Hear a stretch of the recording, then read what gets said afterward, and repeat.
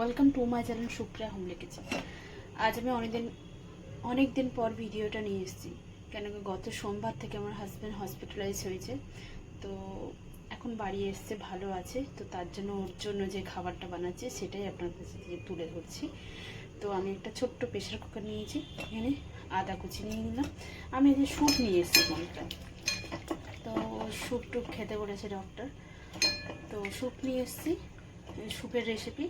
তো দেখুন, চিকেন দিয়ে দিলাম, 4 পিসের মতো চিকেন দিয়ে দিলাম।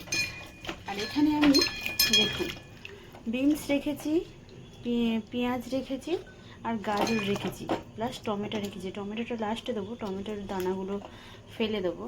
তো এইগুলো এর মধ্যে দিয়ে দিলাম। আর 2 টুকরো রেখেছি, নাম কি, পেঁপে।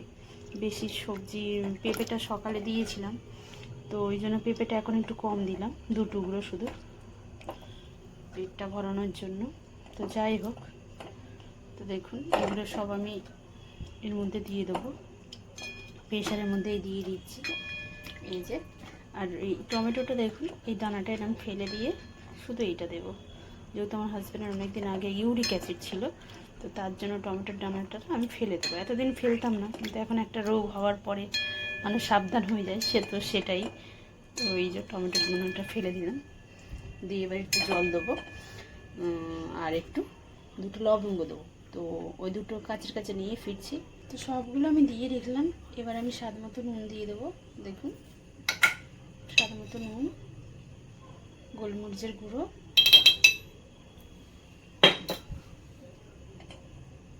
আর এই 2টো লবঙ্গ দিয়ে দিলাম। এবার আমি জল দেবো, তো কিছুটা জল দিলাম।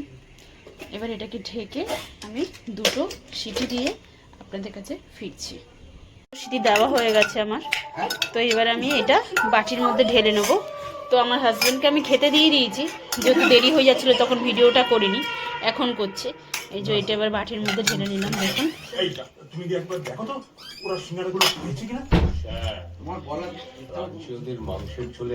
এই যে আমি স্যুপটা পুরো বের করে নিলাম বাটির মধ্যে।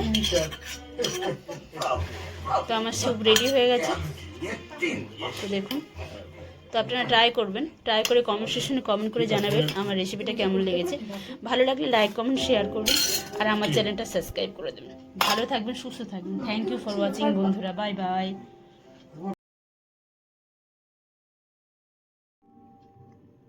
কখনো শুধু বলো যে সে ভাগ্যবান পুরুষটি কে। মনে হচ্ছে তুমি জানো না। জানি, সে আমার চিরসখা পার্থ।